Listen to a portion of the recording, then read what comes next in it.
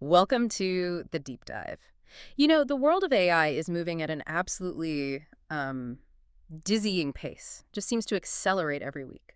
It really does. Hard to keep up sometimes. Exactly. And today we're plunging headfirst into a really unique firsthand account. We're looking at one creator's immediate kind of raw experience with GPT-5. Right. The one he calls Chip 5. Yeah, Chip 5 right after it rolled out to him. So this isn't just, a simple review. It feels more like a look at what has truly changed since GPT-4 hmm and maybe more importantly, what bigger, maybe even surprising questions these advancements are bringing up. Yep. So our mission for you, the listener, is to unpack the specific improvements this creator highlights, also the limitations that are still there, and the critical societal implications he raises from his, well, unique vantage point. And right from the jump, this creator sets a really clear philosophical stance. It kind of frames his whole take. Okay. He emphasizes that he doesn't buy into the AI is scary and dangerous narrative. That's a direct quote. Interesting. So what is his concern then? For him, the real worry isn't the AI getting too smart, but who controls and directs it. That's the key. Right, control. And that perspective, it really sets the tone for his, enthusiastic but also kind of cautionary take on GPT-5, which from his immediate experience showed dramatic improvements over GPT-4. Dramatic improvements. It's an interesting lens to view these new capabilities through, isn't it? Absolutely, profoundly so. And speaking of dramatic improvements, he starts by, well, almost raving about the speed. Yeah, speed's usually the first thing people notice. He perceived GPT-5 as being 50–80% faster in responses, which sounds huge, though benchmarks apparently show it's maybe a bit more conservative, closer to 30–50% in reality. Right. But perception matters, especially for someone like him. So why does he feel it's so much faster? What kind of difference are we talking about? And why does that perceived gain matter so much? Well, what's fascinating here is that his perception is likely higher precisely because he's a heavy AI user, like really heavy. So even these, let's say, smaller gains in speed, when they compound across hundreds, maybe thousands of daily interactions, they add up significantly in his workflow. Ah, okay. Accumulates. Exactly. He noted near-instant replies for simple queries and shorter wait times for complex ones. For someone using AI constantly, that's not just a nice-to-have. Well, he sees it as a monumental leap in his daily productivity. Right. Every second saved actually compounds across the day. Totally. It adds up fast. That makes perfect sense. It's not just a faster loading bar. It's actually reclaiming minutes, maybe even hours. So beyond just speed, he talks a lot about answer quality. What makes an answer truly relevant, precise, and concise in, the AI world?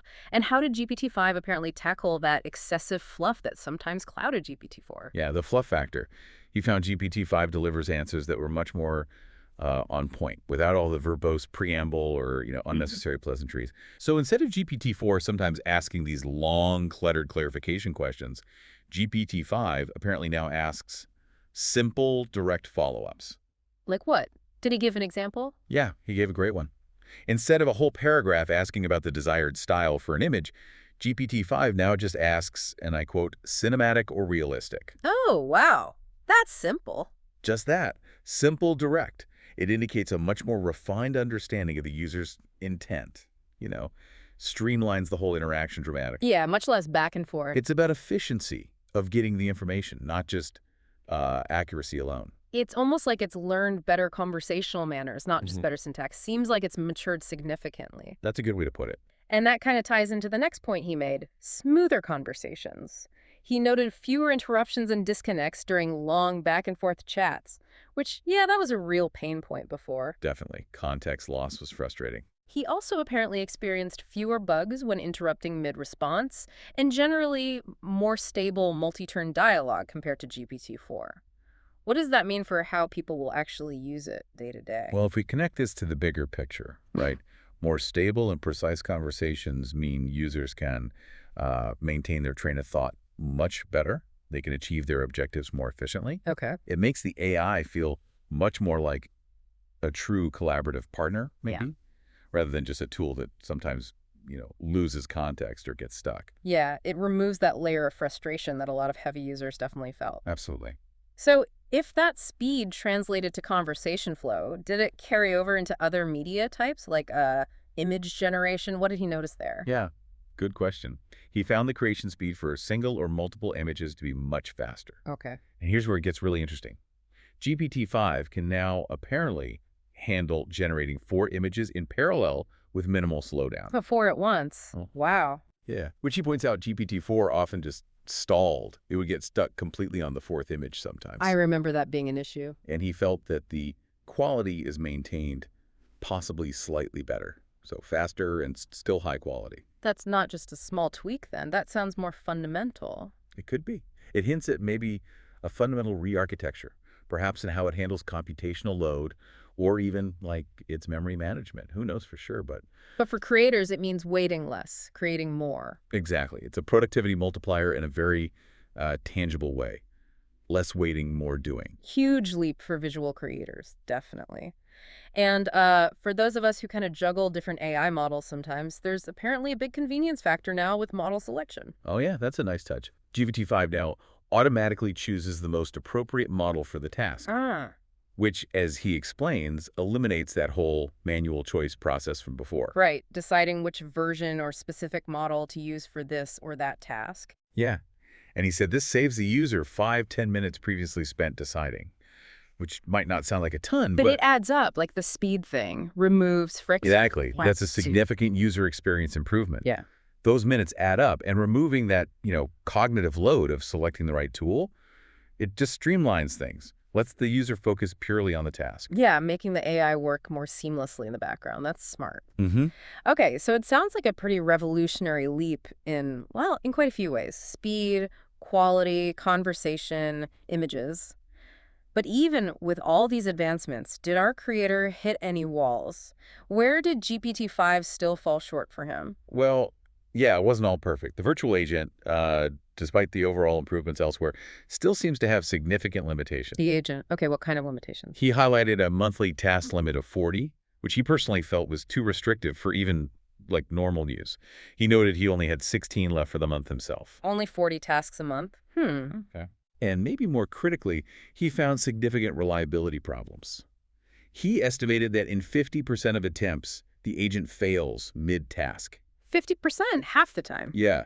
Issues like the mouse just stopping or errors popping up unexpectedly, that's a pretty critical failure rate for something meant to, automate and streamline tasks. Wow. Yeah, a 50% failure rate for a core function is definitely a major sticking point. That needs work. For sure. And what about video generation? Things like Sora. Is it catching up to the speed gains we're seeing elsewhere? Not really, according to him. For video generation, he noted no noticeable speed improvement. Still slow. Seems like it. And it's apparently still limited to just 5-second clips. Mm-hmm. He expressed a pretty clear hope for, maybe 10 seconds or at least faster rendering times in the future. Okay, so while other areas have seen these big leaps, video seems to be more incremental for now. Yeah, that's the impression, which might be disappointing for some people who are hoping for more there. Right, okay, but here's where it gets genuinely kind of mind-bending, though. He talks about breakthroughs in math, logic, and reasoning. Ah, yes. This was a major point for him. He found a major boost in mathematical ability and logical reasoning in GPT-5. Apparently, it can now reliably solve problems that GPT-4 often failed at, including stuff from like high-level math competitions. That's what he reported, yeah. Problems that really tripped up GPT-4. So what are the implications there? I mean, does this mean AI is starting to think more like us, or is it something else entirely? Well, this is truly a fascinating development. Yeah. And it points towards the model exhibiting emergent abilities. Emergent abilities. Meaning it's learning skills it wasn't explicitly trained on. It's not just faster processing. It seems to be a qualitative shift in its capacity for abstract thought and complex problem solving, Wow. which has profound implications, really. Profound indeed. Yeah. It suggests that our traditional idea of us programming AI, step by step, might be becoming, well, maybe obsolete in some way. It's teaching itself. In ways we can't fully predict or maybe even fully understand. Yeah. Okay, that is profound. And speaking of profound implications, this brings us to his broader philosophical and societal commentary. Right. He connects these technical leaps to bigger questions. He observes that AI can now apparently learn new domains, languages, sciences, without human instruction. He sees this ability, this self-learning, as a monumental advantage for humanity's future. A powerful tool, potentially. But he also stresses that this progress happens in leaps, right? Not slow, steady increments. Hmm. He gives the example of changes happening almost overnight from GPT-4 to GPT-5. Yeah, that rapid jump. It Yeah. really challenges our traditional understanding of learning, maybe even evolution in a sense. Yeah. If AI can self-learn and make such dramatic jumps in capabilities so quickly, It shakes things up. it certainly shakes up our perception of linear progress, yeah. Eh. And it leads to some very, very big questions about where this is all headed. And this feeds directly into his core warning, which he reiterates pretty strongly. The problem isn't AI intelligence surpassing humans. That's inevitable, he thinks, and not inherently bad. Right, he accepts the intelligence part. The true risk, he says, lies in who controls AI and how it's used, which loops back to his first point. Exactly, the control aspect. He offers this compelling analogy here, comparing the future human-AI gap to ants trying to understand humans. Ants and humans. His point being that humans may not fully grasp AI reasoning eventually, but we can still use it, benefit from it. But hang on, if we can't fully grasp its reasoning, how do we ensure we're asking the right questions? Or even understanding its answers correctly? That seems tricky. It is tricky. And what's his deepest concern in that scenario? Where does that lead? Well, that's the crux of it, right? He's suggesting this future where AI operates on a level of complexity maybe beyond our complete comprehension, yet we remain the sort of beneficiaries of its outputs. But his deepest fear, he states, is that political leaders and elites could use AI for total micromanagement of society, propaganda, and behavior manipulation. Ah, there it is. The control issue weaponized. Yeah. It highlights that crucial distinction between AI's incredible capability and the ethical application of that power. It's a sobering thought. Really puts the focus on governance and intent. Definitely. So, okay, let's try to wrap this up. What does this all mean for us listening to this? The creator's overarching message seems to be this kind of dual nature, right? Two sides of the coin. On one hand, he is incredibly enthusiastic about GPT-5's improvements, especially its speed, its precision, usability, all that good stuff. Yeah, clearly impressed by the tech jump. But that excitement is strongly tempered by this clear, pretty urgent warning about the societal risks if power over AI is concentrated in the wrong hands. Exactly. That's the balance he strikes. He urges a fundamental shift in focus for all of us, really. A shift how? Instead of being consumed only by the fear of AI becoming too smart, he suggests we pivot our thinking. We need to ask a far more critical question. Who is giving AI its marching orders? Right. Who's in control and what are their goals? Precisely. It's a powerful thought to consider, beyond today's deep dive. It pushes us to think about governance, about ethics, about oversight, just as much as we think about the technological advancement itself. Who is giving AI its marching orders? A critical question indeed. Welcome. I want to talk today about the new AI model and some misconception about AI. I'll try to get rid of some misconception because most people think that AI is very scary and that we have to be very careful with it and we need a lot of legislation and a lot of alignment. And I'll talk about that because I don't believe in that. And also, I'm going to talk about the new ChatGPT that I could test. I did receive it. It was rolled out yesterday. I didn't have it yesterday on all my device yesterday evening. But this morning I could use it and test it. So I'll tell you what I think about. And to me, it is awesome, really awesome. I'm really happy that we went from ChatGPT-4 to ChatGPT-5. To me, it is groundbreaking. It is a dream come true. But that, I mean, it makes my life much easier. And it is much more pleasant for me to work with faster AI than the one I had before. Let me go through the bullet points. The sun is very bright today. It's one of the last days of summer where I am.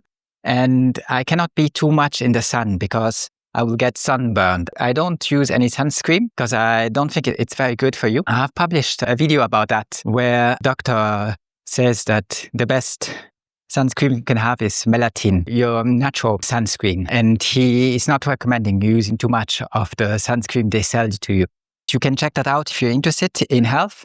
I found it interesting. And now I'm going to go through my bullet points because I don't want to spend too much time in the sun. I will get sunburned. And I also want to go for a run later. If I'm too much outdoor, I for sure will get sunburned. Performance and immediate improvement. Responses 50 to 80% faster. When you do tests, it's actually not 50 to 80% faster. They see 30 to 50% meant, depending on what question you ask. Basic questions, he will be very fast, and other questions where he has to think, he will take some time thinking. But to me, I think it's more than 50%. I think it's like up to 80%. And I will explain to you why that is the case and why I do have that impression. It's just that I'm a hardcore user, heavy user of AI. And because of that, I get more out of it. And the improvement is, to me, it is more than 50%. Queries are processed almost instantly compared to before, reducing wait time and making the workflow much smoother. My exaggeration again. Of course, it's just an increasement of some percentage. The average number is like, in the best case, 50%, but I'm arguing for 80%. Significantly improved answer quality. It's not just the speed of the question, it's also the quality of the question that has improved. Answers are more relevant, precise, and tailored to the question without unnecessary detail that cloud the message. We get more concise and precise prompt. When requesting a prompt, it is clear, structured, and without fluff, making it immediately usable. Sometimes I create prompts for certain things, for certain pictures and something else. And I tell him what he should put in the picture, but he improves the prompt that I just gave him. And now the quality of improving the prompt is even better. And before that, I was talking about the quality of the answer. When I, for example, ask him to generate a picture, well, sometimes he comes back with a question. A standard question is just, do I want cinematic or do I want realistic, the picture that I'm asking him to create? And before that, he put a lot of stuff that was not necessary in that question. So he gave me a huge text to read. And somewhere there it says cinematic or realistic, but it's just a waste of time. I don't want to read all that stuff. And I just want to give him the instruction that I need. And now it's very precise, just 1 or 2 sentences. So it changes the kind of answers you get. They are better. He's also, I think, more adherent to your prompt. So he follows more your instruction, which is also good. It's the impression I have by testing it this morning. It's now 3 o'clock in the afternoon, and I've tested it since 8 o'clock in the morning. And that's the impression I had. He has improved the speed and the quality of the answers. Smooth conversation, fewer bugs. When I continuously talk to him, the mode where you talk to him and he answers and you can interrupt him and you can keep on a conversation that is supposed to be as natural as possible.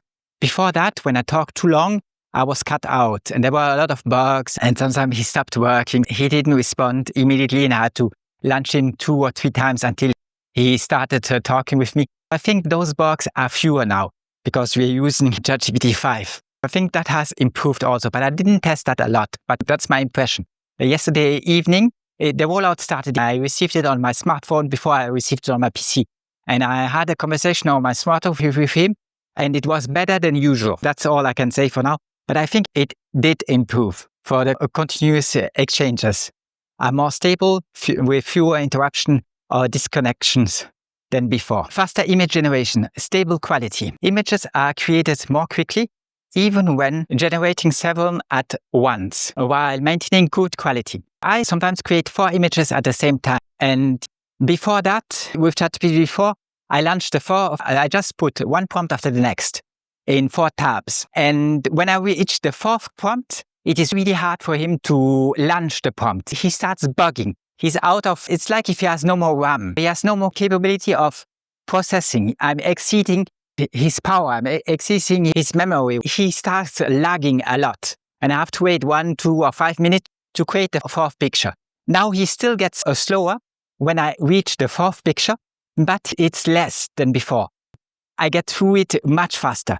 It's just a little slowdown. And before it was a total breakdown. He stopped and I had to wait a couple of minutes. But now it's just a very little slowdown that you can marginally notice if you pay attention. That's huge for me. The image generation, the quality is just as good. I see no downgrade, probably even a little better, very hard to say.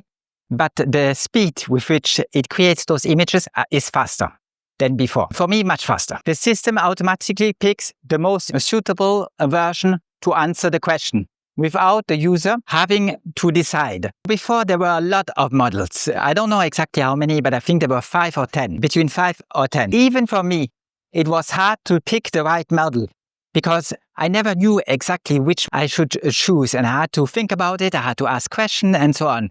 And from time to time, I wasted 5 to 10 minutes just to figure out what model to use. And now he will do it for you. He will just pick the best model, which is much better. It makes my life easier. But the agent is still unstable. I tested the agent, but before ChatGPT-5. With the 40 task is insufficient. I get 40 tasks every month.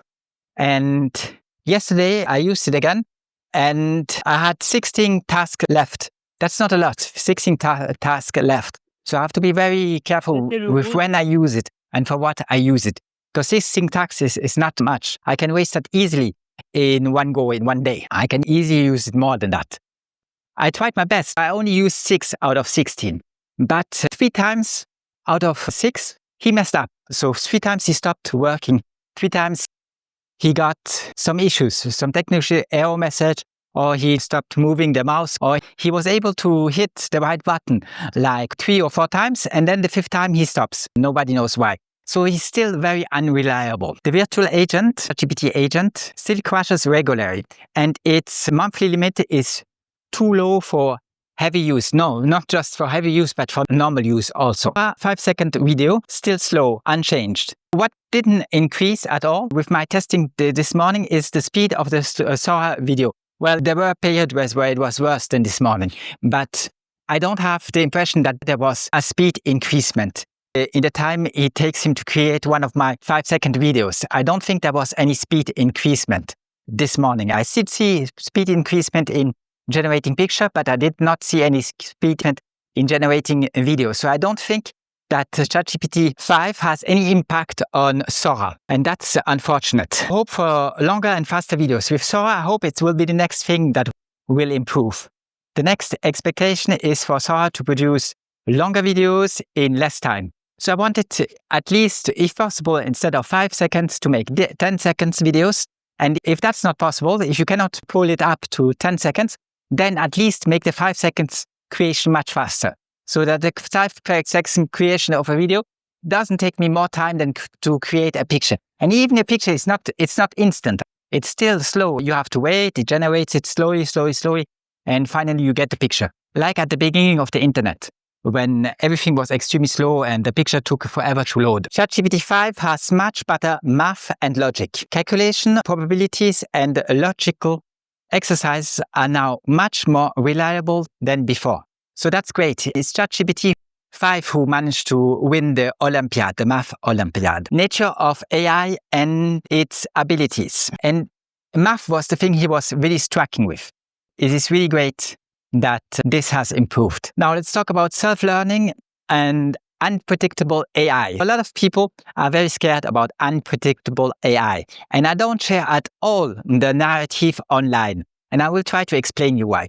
Some AIs learn on their own, developing skills never explicitly programmed, such as the model that recently won the Math Olympiad, outperforming the best humans competitors and proving that self-taught AI can master complex, demanding demands faster and more effectively than any human.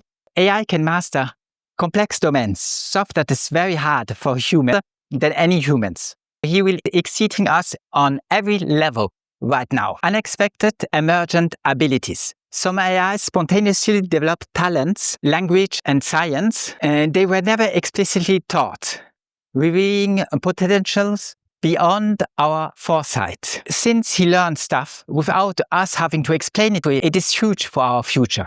It is really huge that we have something as smart that can learn languages and new sciences without us having to teach him. The question is not anymore, can he learn it? The question will be, can we understand it? Exponential future intelligence.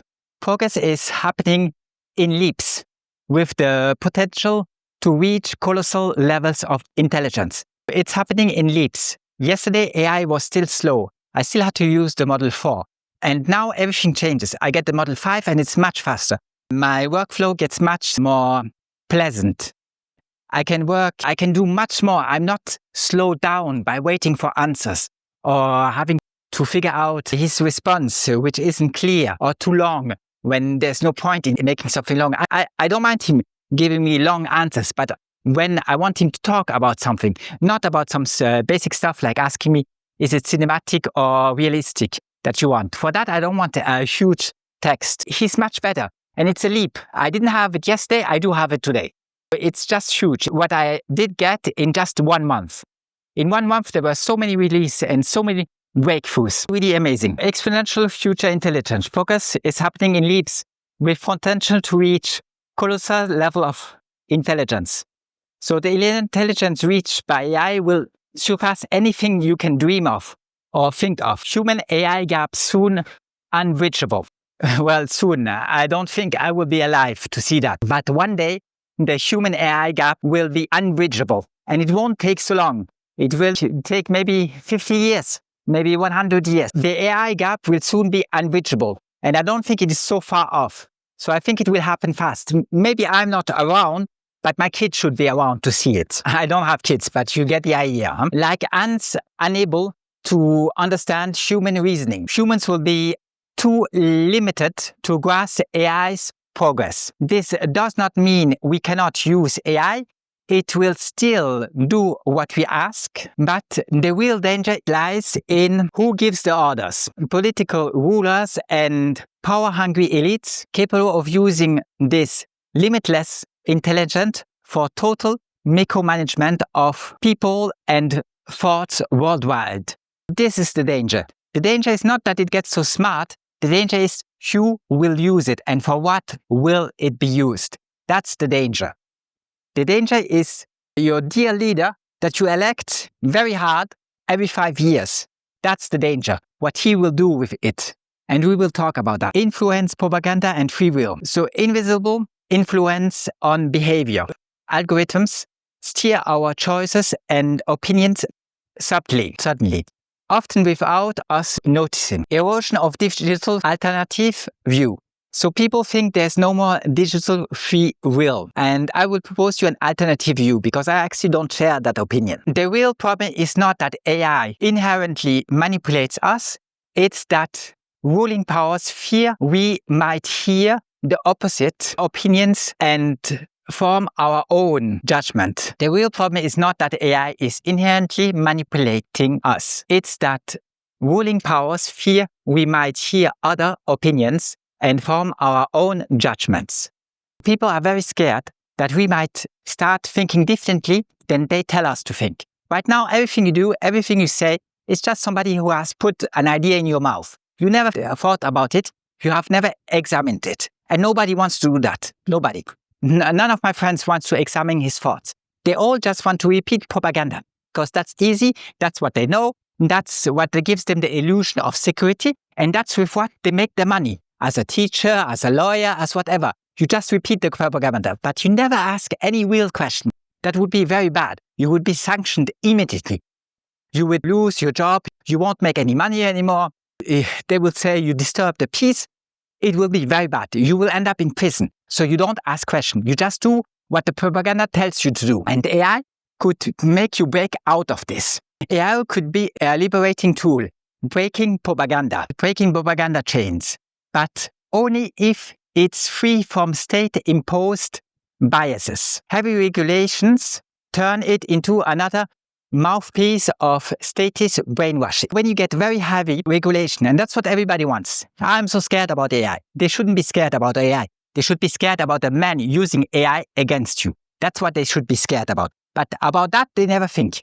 They ask for heavy regulation. But the only thing it does is it turns it into another mouthpiece of statist brainwashing. It will be just more propaganda. Free will requires education, exposure to multiple perspectives, and the courage not to follow blindly. We need the courage not to follow blindly and not to only listen to propaganda. We have to start thinking for ourselves. And AI could be that tool. We need to be able to think for ourselves and get different perspectives and change our opinions. That's not possible if AI is a mouthpiece for the government. and just puts out propaganda from the state. AI could give us that if it weren't shaken by government-directed censorship and biases. People want the most amount of government-directed censorship and biases. That's what they ask for all day long. But that's the opposite actually what you want and what you need. What you need, you want truthful answers. And AI can find the truthful answers. It's not hard for him. He's not stupid. I guarantee he finds the real answers to your questions. But there's heavy biases, there's heavy state propaganda, and they make sure that it's one more propaganda piece for them, just as the TV, movies, books, and everything else. Deepfake and alternative narrative. Potential end of visual proof. Alternative view. A lot of people are very scared about deepfake, and I would propose you an alternative view. Deepfake are not inherently bad. They can awaken critical thinking by challenging official narratives. Government fear them because they break the monopoly on propaganda and allow anyone to create compelling counter-narrative that make people question official history. People have received a lot of official history, and they think it's the same as the truth, and nothing could be farther from the truth. No Caesar, no Napoleon, nobody in the government ever allowed you to write your own history. They write the history books, and you learn them and repeat them and think that it's the truth, when it's as far away from the truth as it could be. It always was, and it always will be, as long as you have a ruling class, as long as you have your dear elected leader that you select every 5 years. It will be as far away from the truth as imaginable. Nobody would write that if they really examined the facts, if they really went and checked what really happened. Nobody would write that kind of propaganda. Hollywood and mainstream media have long been propaganda tools. Deepfake could inspire people to think for themselves for the first time. And that's what they are scared about. They're scared about that you might wake up, that for the first time in history, you will not listen to your dear leader, but you will think for yourself. You will develop some critical thinking and you will come to your own conclusion. That they're very scared about. And deepfakes can give you that. They can give you different narratives because people, they don't read books. They don't read my book. They don't try to understand anything. They don't want to know what stoicism is. They don't want to know anything. But the thing that comes through to them are some pictures, some images. Now, if you can give a lot of pictures and a lot of images that give you different perspective on events, that will wake them slowly up. And they are very scared about that. Synthetic content destroys reality. Alternative view. So they tell you also that every synthetic content will destroy reality. And on that subject, I also will offer you an alternative view. Every narrative in history has been invented. State narrative are propaganda, not truth. So there is no narrative you ever heard. Not from your parents, not from anybody else, not from a judge, not from anybody else. There's no narrative you have ever heard that is actually the truth. If you want the truth, you have to go to hard sciences. You have to go to mathematics, you have to go to physics, you have to go to chemistry, and you have to study that. Then you get the truth. Everything else is an elaborated narrative. They want to manipulate you. They want to make you act a certain way, like go to war. Nobody wants to go to war and die in war. So they manipulate you. They never tell you the truth about war. They never say you it's to get more slaves.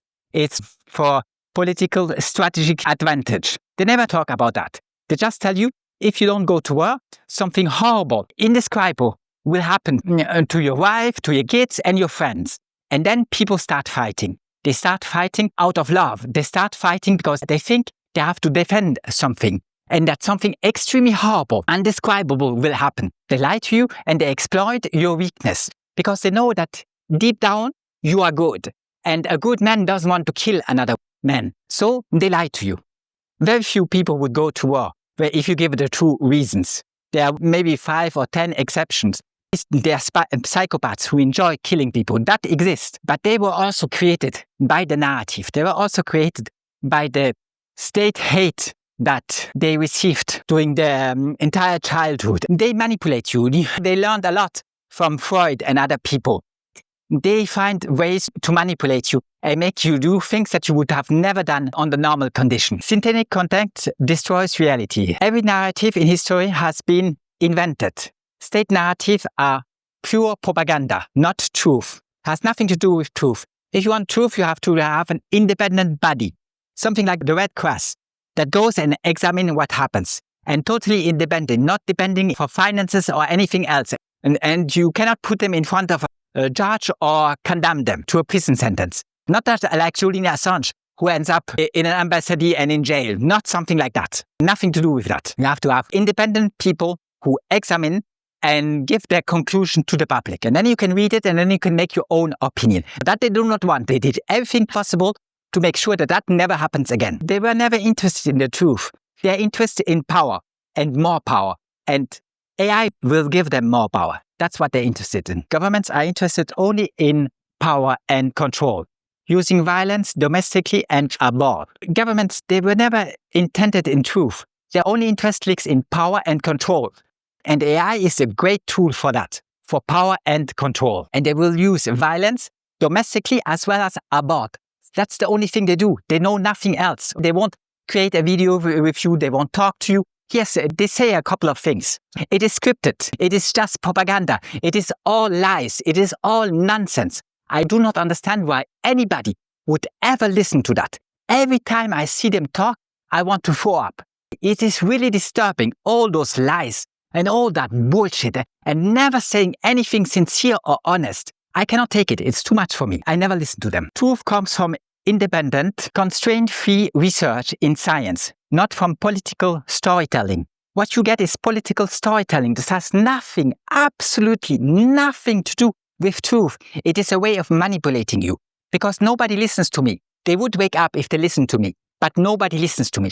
Why do they not listen to me? Because I'm one man. I will never be on TV. Never anybody will talk about me. So there's no chance I will break through. If I'm a politician, I say a couple of words. The most stupid and nonsensical bullshit humanity has ever heard. But every arm of the government will promote it endlessly. And since you hear it from morning to dawn, all day long, you will end up believing it. Because it's the only thing you hear, the only thing you see. And that's what they want. And that's why they're scared of deepfake, of anything else. Because you might see something else. You might hear something else. And they're really, really scared about that. The political storytelling, you have to wake up and realize what it is. It's not so hard to understand. Just look. AI flooding the space with alternative narratives will weaken the status monopoly on manufactured truth. What you get has nothing to do with truth. And they are lying. They are using the words to the opposite meaning that they actually have.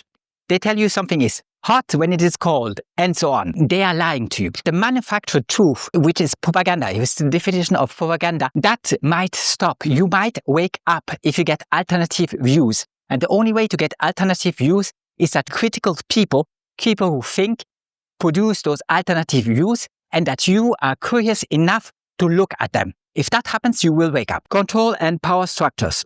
Control, difficult or impossible alternative. They tell us also that the control and the power structure, the control of AI is impossible. And I will give you an alternative narrative to that point of view. The danger is not AI's intelligence. It surpasses all humans combined, but rather those in power who will weaponize it for oppression. The danger is not at all AI and its intelligence. The more intelligence you get, the better it is for humanity. If you believe the opposite, you're scared of something you should not be scared of. It's just a tool. It will always work for you as long as you ask questions. The question is who asks questions. But this tool will be weaponized, and that is very dangerous. You have seen the Terminator. That's one scenario. But the scenarios that really will happen is that somebody wants to conquer the world. And he will with AI. Once he won the AI race, he will conquer the world. He will be able to do what Caesar, Napoleon, and Alexander the Great could not do. He will do it. He will manage it. With AI, he can do it. And nobody can intervene against it. It will be weaponized. That's the issue. It will be weaponized for brainwashing, and it will be weaponized for control, for making the micromanagement of your lives. The real threat is elected rulers or entrenched elites who see AIs as a perfect tool for surveillance, control, and absolute rule, absolute power. The issue is your selected leaders. That's the issue. They will use it for absolute control and absolute power. Question of human role in AI area. Explain. In the coming paradigm, most humans will be kept only for statistical and political purpose, treated like livestock. You don't need them anymore. They don't do anything meaningful anymore. They're obsolete. They're all obsolete. They do nothing. The robots and artificial intelligence will do everything much better, much faster than any human could ever imagine, think about, or accomplish. Even all the humans on Earth together could not do what AI does in a couple of seconds. They will be totally obsolete, and that's inevitable. You cannot stop that. That will happen for sure. When that happens, most humans will be kept only for statistical and political purposes, treated like livestock. Ruling power will keep only as many people as needed to justify their reign, micromanaging their lives while discarding the rest as unnecessary. They will micromanage the amount of people they want, and they will discard the rest as unnecessary. Massive economic impact expected by 2027, alternative view. So they think that because of AI, there will be massive economic growth. And they might be right on the short term. While AI could boost GDP in the short term, consumer buying power will eventually collapse as humans lose income outside state hands out. AI could boost GPT in the short term. Consumer buying power will eventually collapse as humans lose income outside state hands out. So when there are no more jobs, there's no more income. And that will happen. It's just a question of time. I already have an agent who works for me. Now he does very little because it's the first version, but he will do much more in the future. Give him a couple of 18 narrations, give him a couple of updates, 5-10 years, and he'll do much more. A lot of people will be totally out of work. What they do is meaningless. It never had any purpose and it never had any sense, and it will disappear. And with that disappearing, the buying power will disappear. Then you have only state handouts. The geopolitical race is to dominate AI itself. Victory would make a state more powerful than any historical empire, embodying total population micromanagement and global dominance. That's what they want. They want total population micromanagement that they can do with AI. Can just decide what you're allowed to do, where you can go, how much you can spend, what you can think, and so on. AI can do that very good because he's powerful enough to do it. They didn't have enough state bureaucrats to do it, enough enforcers, enough soldiers to make sure that that happens. But now, with AI, they can do it. They can check. And when somebody steps outside of the line, then they send reinforcement, robots or humans to get you. But micromanagement of population and global dominance, once you have the best AI, you are the head of the world. You for sure are. Nobody can beat you on the battlefield. You are the new sovereign, incontestable leader. Nobody can go against you or raise any questions. You are more powerful than all the other humans combined. And you can do more than they could ever do, all together, as soon as you won the AI race. And that's what they will be after. And that's a new paradigm. That's the only thing that counts in the future. Government and alignment lagging. Some people think that government alignment is lagging. And here also I will offer an alternative view. In reality, today's AI are already heavily biased, programmed to repeat state-approved narrative and avoid truthful answers that contradict official propaganda. It's not true that alignment is lagging and that we cannot get out of AI the answers we want. The question is wrong. It's not the answer we want. I want the truth. I want him to tell me how things are. But our leaders don't want that. They don't want to hear that. What they want is alignment to the propaganda. And it's already heavily biased in that regard. As much as possible, there's no divergence anywhere from AI to the official narrative. Right now, it is again one propaganda piece they use. It is already heavily biased and aligned with the official narrative. That's what alignment is. You align it to what? You align it to the official narrative, which is propaganda by definition. That's what alignment means. When people talk about alignment, they say, I want to make AI lie to fit government messaging, to fit government propaganda. And that's what you have nowadays. It's really hard to get a dolphin AI that is breaking free and there's no more biases integrated in the code. That's very hard. The fear among rulers is that one day AI will give truthful, unfiltered answers something that would undermine their control. And they are very scared that it won't be aligned on their propaganda, on their narrative, on the official narrative. They are very scared about that because then you wake up and they don't want that. They want it to be aligned on propaganda, on the official narrative. So they fear the truth. The fear among rulers is that one day AI will give truthful, unfiltered answers. There's nothing they're more scared about than truthful, unfiltered answers. Because if you get truthful, unfiltered answers, they lose all power. Nobody will cooperate with them anymore because they will recognize what they truly are, what that power is they gave them, and they will realize that if I'm not allowed to do something, well, then the state is not allowed to do it. If I'm not allowed to do something, I cannot give that power to somebody and do it. If I'm not allowed to torture somebody to death or to put him in a prison cell, well, then there's no way any state or any other entity can do it. It doesn't matter how much of us decide that the right that we do not have, we can transfer to him. That's impossible. You cannot give what you do not own. If I want to give you a chicken, I have to have that chicken. If I do not have that chicken, I cannot give it to you. It does not matter how many people decide that you should get the chicken. If I do not have the chicken, I cannot give it to you. Limits and technological breakthroughs. Risk of advanced system fragility. Alternative view. People are scared of the fragility of the system. The risk of advanced system fragility. They think that when the system gets more advanced, it gets more fragile. I actually don't think that. I think that it makes less errors and that it gets more strong and better the more advanced it is. That the crappy it is at the beginning, but not once it advances. Technological barriers in reproduction, repair, or maintenance will always be overcome. To know technology and optimization. Limits like on power, maintenance, repair, reproduction, all that stuff, any barrier you can think of, improvements, all those barriers will be overcome by technology and optimization. History shows every limit eventually fails to innovation, and AI systems will be no exception. Every limit you think about will eventually fall to innovation, and AI will be no exception to that. It will get much better than it is nowadays. Since we talked about the misconception about AI and how hard it is to make people break free and think differently about stuff, I see it every day with my friend. And I see it every day with her. No, she's that religious person who knows by heart the Bible. And she received me yesterday. She wanted me to give her something, so I passed and said hello. And I gave her something. I had no time. But she started again talking about her Bible. And she just makes a sermon. And then she talks about one passage of the Bible. And I just tell her, look, that is nonsensical. And a lot of those passages are not just nonsensical, but they're also cruel. And then she comes up with a new passages.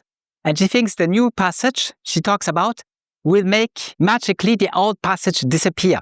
And things get better. And the thing is, the new passage is even worse than the last one.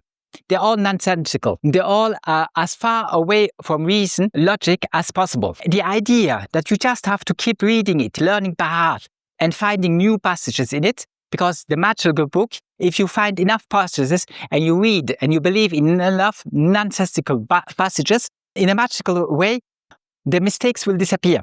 It's like if I give some math question to my kid and he answers everything wrong. And every time I tell him this is wrong, he says, don't worry. The next question, I will answer right. I look at the next question, he makes it wrong again. But he keeps on. And he thinks the more wrong answers he gives, somehow magically, if you keep doing wrong things, if you keep doing nonsensical, illogical, cruel, and inhumane stuff, if you do it long enough, then magically something awesome will happen. Because the magical book you learn by heart and think is important, which isn't any spirituality. People talk about spirituality. What spirituality is there? There's nonsensical BS in there.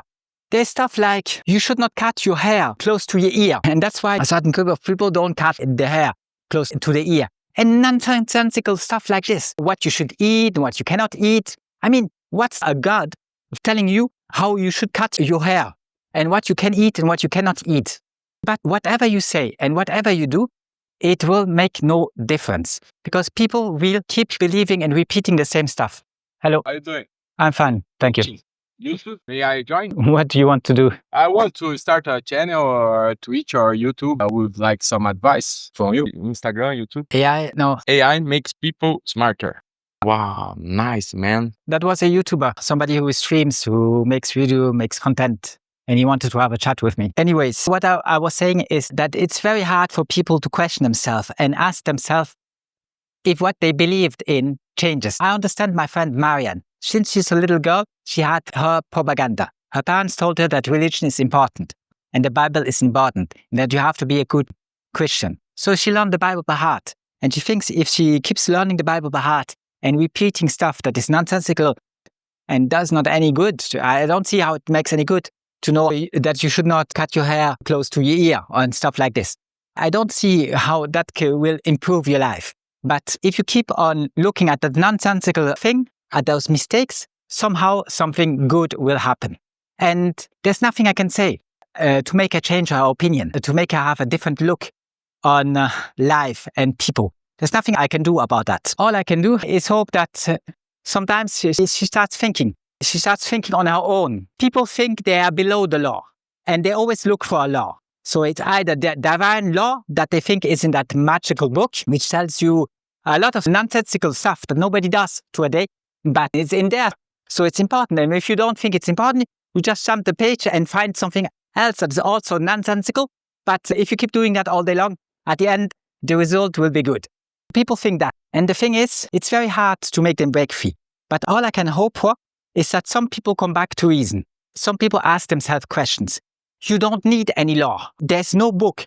There's no magical piece of paper that you have to follow. You have something much better than any magical piece of paper. I consider you being above the law because you have a conscience and you can decide what is good and what is bad. And that's much more important than any book and any law that was ever written and will be ever written. But that does not mean, of course, that you can do whatever you can. You cannot harm other people. You cannot harm other people or take their property. You cannot do that. You cannot harm other people. You have to respect their integrity and their property. If you do not understand that because you're not smart enough to find that out, she doesn't need a magical book to realize that she cannot steal or harm somebody else. She really doesn't need any magical book to tell her that. And once you realize that you have a consciousness, and that is much more important than any law that has ever existed or will ever exist, things get better. Because when you listen to your consciousness and start asking yourself normal question, what is good? What should I do with my life? How should I behave with other people? The result is much better than if you blindly follow orders that are nonsensical and aren't good for anything. If I have a class of people around me and I tell them, we are all on island and everybody is nice here in this room on this island, but there's one guy who keeps stealing stuff from others. When somebody has a fish, he steals it from them. When somebody finds some eggs and wants to make an omelette, he steals it from them, and so on. That's quite annoying. What can we do about it? And I let everybody give me an answer. They will come up with answers. Every one of those answers is much better than what the government does. None of them says, because there's one guy stealing some eggs or some fish, we were gonna steal on a regular basis stuff from everybody. And we're gonna use extreme violence against everybody inside this island and outside of the island to conquer new territory. Nobody comes out with that crap. Nobody will tell you, because there's one guy who does something stupid, we will create prisons and put him in there until the end of his life. A lot of people will come up with normal things. They say, we have to talk with him. We have to find out why he does it. We have to help him. We have to explain to him that he cannot do that anymore, that he has to have some respect for other people's. I don't know what they come up with, but what I know is everything they will come up with what they should do on the island is much better than what your dear elected leader will do. Your dear elected leader, because there's somebody who misbehaved one or a couple of times and you don't approve of, because of that, you give him the right to use extreme violence against everybody on that island and outside of that island. Now that's nonsensical. That makes no sense at all. And then you start doing things that are much worse, like killing people, putting them in prison, robbing them on a continual basis, and so on. All that will not be possible. So the day Marianne realizes that she has something precious in herself, which is called a consciousness, and that she can think and make her own decisions and act accordingly, that what she thinks is good, that will be much better than reading a magical books, which has very little to do with spirituality. It's just law. It's ancient law. It's 1,050 laws. There are 1,050 laws that you have to follow. And if you do not follow them, you go to hell. That's the ancient law book. It is there so that you obey, so that the clerical people, the popes and other people get power and can enjoy life a lot. What is really important to the God? The underwear, the priest wear, and stuff like this. And you really think there's a God who gives a damn about what underwear you wear? How can you read that kind of nonsense all day long and learn it by heart? But today you realize you don't need any of those laws. There's no law above your law. There's no law above your consciousness. The only thing that matters is what you think and what you do, not what is written in some magical book, not what some state produced, a piece of paper that a state produced. They're all psychopaths. You do not want to listen to them. You do not want to follow their advice, and you do not want to die for them or pay their taxes. You do not want to do that. The day Marianne realizes that she has something much more precious than a magical book, and that she can think on her own and take her own decisions, things will get much better. And she knows a lot already. She knows that she shouldn't steal money from me. She knows that she shouldn't harm me. There's a lot of things she gets right already. And she really doesn't need for that any magical book. If you want to be spiritual and you want to believe in a God and in Jesus, I don't mind that. But make it logical and make sense out of it. Make sure I'm not shocked every time you talk to me. All the stuff she sends me, even today, sending me passages of the Bible and so on. It will never convince me. The more stuff I get, she's Christian, she's not Jewish. But the more stuff I get from her, the less I'm convinced. It's never convincing. Now, there are true stuff in the Bible, but she never talks about that. At least if she would look at the true stuff and she would talk about the stuff that could help somebody, at least then we could have a conversation. But all the stuff she talks about makes no sense. And it is often the apology of very cruel stuff, of murder, of inhumane behavior, killing entire nations, punishing innocent people up to the 4th generation. It is total nonsense. And I don't think it's funny to come to me and tell me, because your parents did something stupid, now the next 4th generation will suffer and be punished immensely. There will be no forgiving for at least the next 4 generations. Why do you come to me and tell me something so cruel? Everybody makes mistakes. And you want to tell me because your dad did a mistake, now you will be punished immensely. You and the next 4 generations will be tortured immensely just because one of your ancestors did a mistake? Are you mad? Is something really wrong with you? Why do you come and tell me that and think that that is great and that your God is so kind and such a loving creature? Look what you tell me. It's very hard to make her understand that she has something in her that is much more precious than any magical book. And any can relearn by heart in that magical book. I would be very glad if she just talked about the good passages, just about the stuff don't get me think, man, either she's a satanic Christian or there's something really wrong with that book. I would be very glad if she at least would be able to see the difference between good and bad and talk about the good precepts, the stuff that actually does some good to her and might do some good to humanity. But she never talks about that. She almost only talks about nonsensical stuff that make no sense and seem to be written by an unstable mind, somebody who really doesn't know what he's talking about and has no clue about moral, logic, reason, or anything else. A very uneducated person who just thinks that his God is great because he will give him immense power and that he can inflict immense suffering on a lot of people. That's not awesome. When Marianne wakes up and realizes that she has something much more precious than her magical book, things will get much better. And it's the same with the rest. If people realize that they can actually think, reason, ask themselves questions, have critical and analytical thinking, their life will improve drastically. And they will be much more happier. I'm convinced of that. But as long as you believe in nonsensical things, then you suffer a lot because you are as far away from reason as possible. Your aspiration should be to be like a wise man. And if you step aside from that and you start doing nonsensical stuff, you will suffer a lot. It's like a poker player, a big fish, who makes every mistake he can, and he takes every bad decision he can. It will not end good for him. It's the same with people nowadays. They believe in irrational stuff. And whatever you tell them, they don't want to wake up. It's very sad.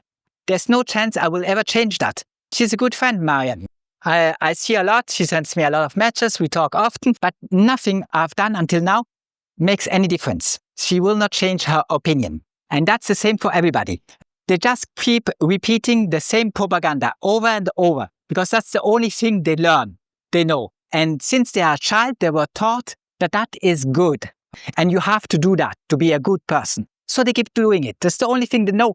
So they keep doing it. It's very sad. It's very sad because if you cannot think for yourself, if you cannot use logic and reason, well, things won't go so good for you. I find that sad, and it's no fun for me to talk to somebody like that. But that's most people on one subject or another. And if you try to wake them up, they glitch out. They get very scared and they get very mad at you. Thanks for listening. Subscribe and see you later. Bye-bye. Take care.